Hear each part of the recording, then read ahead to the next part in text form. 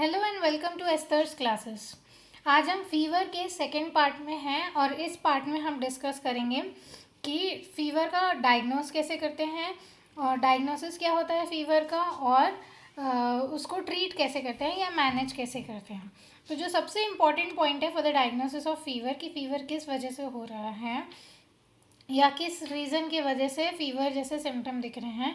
तो जो सबसे इम्पॉर्टेंट पॉइंट है वो है history and physical examination. History, हम पेशेंट की डिटेल हिस्ट्री लेते हैं कि कब से फीवर है, कैसा टाइप का फ़ीवर है और उसके साथ कोई और एसोसिएटेड कंप्लेन है कि नहीं। और फिज़िकल एग्जामिनेशन में हम हेड टू टोज़ की पूरी बॉडी का एग्जामिनेशन करते हैं कि कोई और अंडरलाइंग डिसीज़ के साइंस दिख रहे हैं कि नहीं, जिसका एक प्रोमिनेंट सिम्टम है फीवर। तो हिस्ट्री के दो सबसे इम्पॉर्टेंट पॉइंट्स होते हैं। फर्स्ट है general history of fever, second है review of system. General history of fever, general history of fever में कुछ चार पॉइंट्स होते हैं: duration, time, characteristic features of fever और presence of any other symptoms. Duration में हम ये पूछते हैं कि कितने समय से उसको फ़ीवर है, कितने दिन से फ़ीवर है और कितने समय से ऐसा हो रहा है उसके साथ कि उसको फ़ीवर आ रहा है। टाइम में पूछेंगे कौन से टाइम में फ़ीवर ज़्यादा आता है, कौन से टाइम में सबसाइड हो जाता है, दिन के कोई ऐसा स्पेसिफिक टाइम है जिस समय फ़ीवर आता है, वो पूछेंगे। कैरेक्टरिस्टिक फ़ीचर्स में पूछेंगे कि उसको फ़ीवर्स के साथ चिल्स या राइगर्स तो नहीं आते हैं, इंटरमिटेंट है या रिलैप्सिंग है, किस टाइप का फ़ीवर है वो उसको पूछेंगे कैरेक्टरिस्टिक फ़ीचर्स में। और presence of any other symptoms कि फीवर के साथ कोई और सिम्टम भी प्रेजेंट है, जैसे चिल्स आ रहे हैं, नाइट स्वेट्स आ रहे हैं, वेट गेन हो रहा है या वेट लॉस हो रहा है, ये किसी एक स्पेसिफिक रीज़न में पेन भी है और हेडेक्स तो नहीं हो रहे हैं। तो ऐसे कि कोई और सिम्टम तो प्रेजेंट नहीं है, वो पूछेंगे जनरल हिस्ट्री ऑफ फीवर में। फिर नेक्स्ट है review of body system. Review of body system basically physical examination के क्वेश्चंस होते हैं और रिव्यू ऑफ बॉडी सिस्टम में हम पूछते हैं कि कोई और सिम्टम तो प्रेजेंट नहीं है उसको, और हम हेड टू टू मूव करते हैं। फॉर एग्जांपल सबसे पहले पूछेंगे हेडेक है कि नहीं, नेक में स्टिफनेस तो नहीं है, आई पेन तो नहीं है, ईयर पेन तो नहीं है, कोई डिस्चार्ज तो नहीं हो रहा है ईयर से, रनी नोज तो नहीं है या कोई थिक नेज़ल डिस्चार्ज तो नहीं हो रहा है, थ्रोट इचिंग है या थ्रोट एक है, कोई प्रोमिनेंट लिम्फ नोड्स एनलार्ज दिख रहे हैं कि नहीं, फिर थ्रोट एक है, इचिंग है, कफिंग है, कफ के साथ स्पूटम तो नहीं आ रहा है, स्पूटम के कैरेक्टरिस्टिक्स कैसे हैं, येलो है, थिक है, क्लियर है, स्वॉलोइंग में कोई डिफ़िकल्टी तो नहीं हो रही, चेस्ट पेन तो नहीं हो रहा, ब्रीदिंग डिफ़िकल्टी तो नहीं हो रही, एब्डोमिनल पेन तो नहीं है। और अगर एब्डोमिनल पेन है तो उसको बोलेंगे कि स्पेसिफाई करें किस रीजन में पेन है। बॉवल और ब्लैडर हैबिट में कोई चेंज है, यूरिनेट करते समय पेन हो रहा है या डेफिकेट करते समय पेन हो रहा है, ब्लड तो नहीं आ रहा है, बर्निंग सेंसेशन तो नहीं हो रही है, कोई एबनॉर्मल जेनाइटल डिस्चार्ज तो नहीं है, कोई बोन या मसल में पेन तो नहीं है, और रिफ्लेक्सेस चेक करेंगे उसके।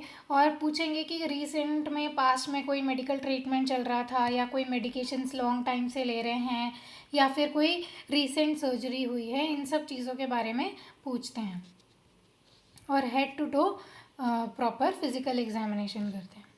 नेक्स्ट हम देखेंगे इन्वेस्टिगेशंस जो हमने हिस्ट्री ली है वो डिसाइड करता है कि वो हमें इन्वेस्टिगेशंस में हेल्प करता है।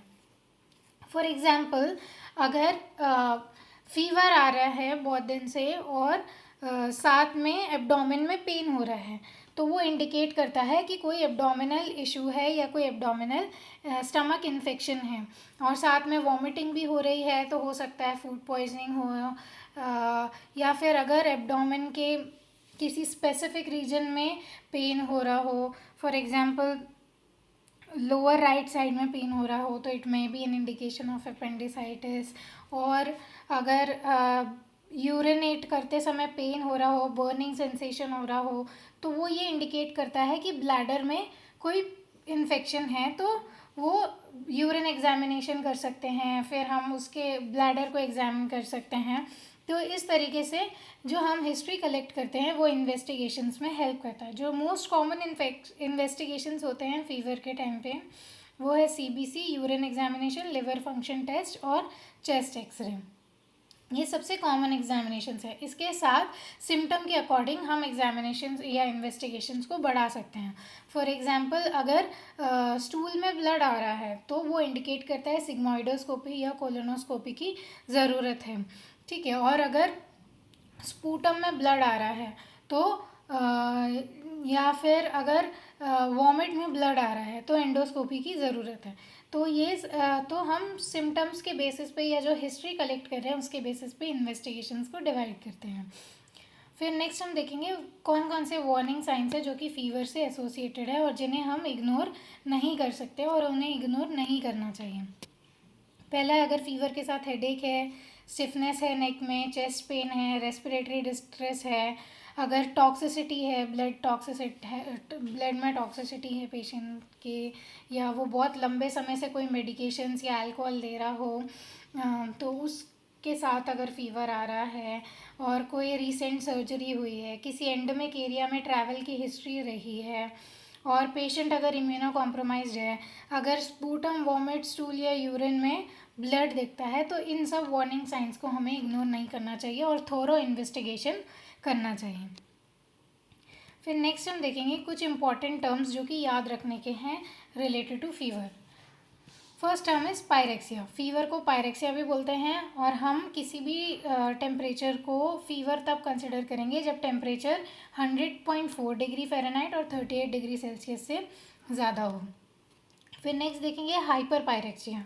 Hyper pyrexia is a very high fever. Very high fever को हाइपर पायरेक्सिया बोलते हैं। इसमें टेम्परेचर 104 डिग्री फ़ारेनहाइट और 40 डिग्री सेल्सियस से ज़्यादा होता है। नेक्स्ट है हाइपरथर्मिया। इसमें भी बॉडी का टेम्परेचर बहुत हाई होता है, पर हम इसे वेरी हाई फीवर या हाइपर पायरेक्सिया इसलिए नहीं बोलते हैं क्योंकि इसमें कंडीशन थोड़ी सी डिफरेंट होती है, जिसे हम आगे डिस्कस करेंगे। इसमें टेम्परेचर 105.8 डिग्री फ़ारेनहाइट और 41 डिग्री सेल्सियस से ज़्यादा होता है। नेक्स्ट है hypothermia. Hypothermia is body temperature below normal range. Normal range से अगर बॉडी टेम्परेचर कम है तो हम उसे हाइपोथर्मिया बोलते हैं। दैट इज़ 95 डिग्री फ़ारेनहाइट से कम और 35 डिग्री सेल्सियस से कम अगर बॉडी का टेम्परेचर है तो हम उसे हाइपोथर्मिया बोलेंगे। अब हम देखेंगे हाइपर पायरेक्सिया और हाइपरथर्मिया कैसे डिफरेंट है।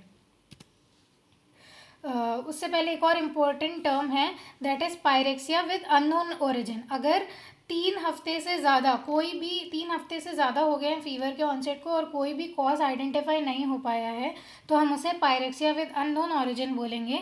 और दूसरे इन्वेस्टिगेशंस जैसे कि सीटी स्कैन, एमआरआई या बायोप्सीज, ऐसे इन्वेस्टिगेशंस जो को हम फिर पेशेंट को करवाने के लिए बोलेंगे।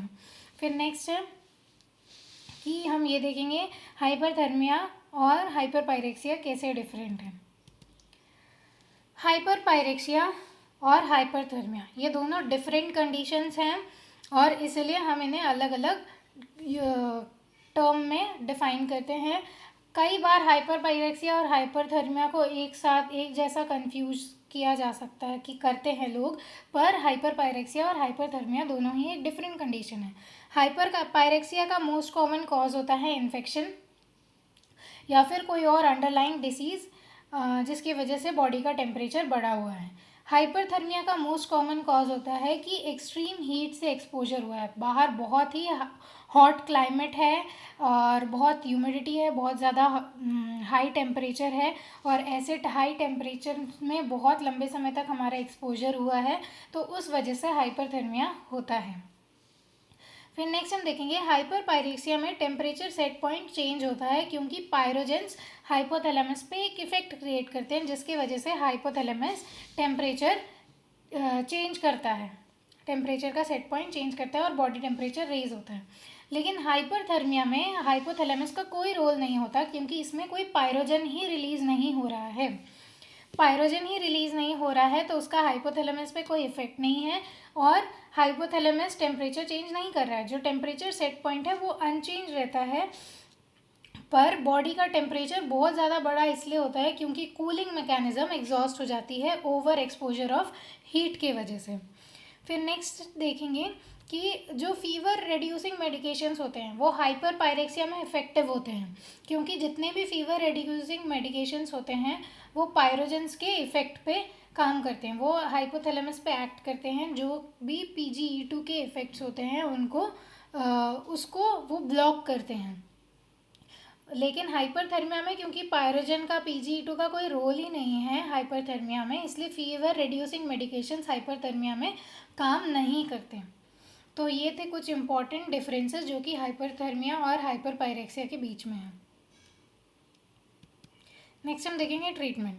ट्रीटमेंट में हम अंडरलाइंग कॉज को ट्रीट करते हैं जिससे कि फ़ीवर रेड्यूस हो जाता है। फॉर एग्जांपल अगर कोई इन्फेक्शन है तो उसके लिए प्रॉपर एंटी माइक्रोबियल्स लेने से फ़ीवर अपने आप, जैसे ही बॉडी से इन्फेक्शन दूर होगा, फ़ीवर भी धीरे धीरे रेड्यूस हो जाएगा।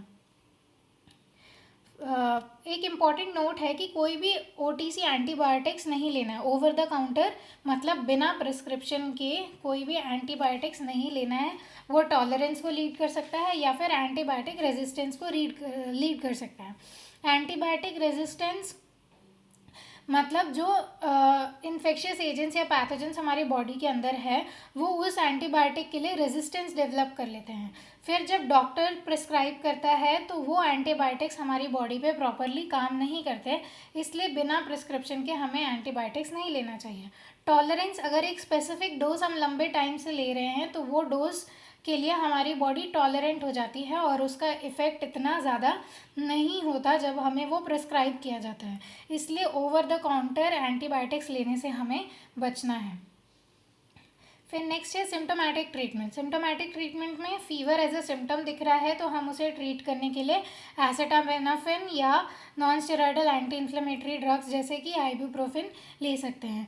ये जो एंटीपायरेटिक ड्रग्स हैं एसिटामिनोफेन और आइबुप्रोफेन, या एसिटामिनोफेन को हम पैरासीटामोल के नाम से भी जानते हैं, तो अगर ये हम लेते हैं तो ये हमें एक टेम्पररी रिलीफ देते हैं bye acting on the action of pyrogens. तो उनके एक्शन को सप्रेस करके ये हमें टेम्पररी रिलीफ देते हैं, पर परमानेंट रिलीफ नहीं देते, क्योंकि fever is the result of inflammatory process which is going on to fight infection. तो एक टेम्पररी रिलीफ मिलता है सिम्टोमेटिक ट्रीटमेंट या एंटीपायरेटिक ट्रीटमेंट लेने से। फिर उसके बाद नेक्स्ट हम देखेंगे कि कई बार हाई टेम्परेचर की वजह से जो फ़ीवर आता है उसमें डिहाइड्रेशन भी एकम्पनी करता है, तो हमें प्रॉपर हाइड्रेशन देना है पेशेंट को, IV फ्लूइड्स एडमिनिस्टर करना है और ओरल रिहाइड्रेशन देना है। अगर इलेक्ट्रोलाइट्स की भी कमी है तो हम ओरल रिहाइड्रेशन सॉल्ट्स दे सकते हैं जैसे कि इलेक्ट्रॉल, और साथ ही पेशेंट को फ्लूइड्स ओरली भी लेने के लिए बोलेंगे, अगर पेशेंट एबल है तो ओरल फ्लूइड्स लेने के लिए बोलेंगे, फ्रूट जूसेस वाटर ज़्यादा से ज़्यादा कंज्यूम करने बोलेंगे ताकि डिहाइड्रेशन की कंप्लेन चली जाए। और प्रॉपर रेस्ट और न्यूट्रिशन देंगे। प्रॉपर रेस्ट और न्यूट्रिशन प्रॉपर अमाउंट में बैलेंस डाइट लेने से बॉडी की इम्यूनिटी बढ़ती है जो कि इन्फेक्शन के अगेन फाइट करने में हेल्प करता है। So this was all about the topic fever. Part 1 हमने पिछले वीडियो में डिस्कस किया था, और पार्ट 2 जिसमें हमने डायग्नोसिस, ट्रीटमेंट और difference between hyperpyrexia and hyperthermia देखा। Thank you.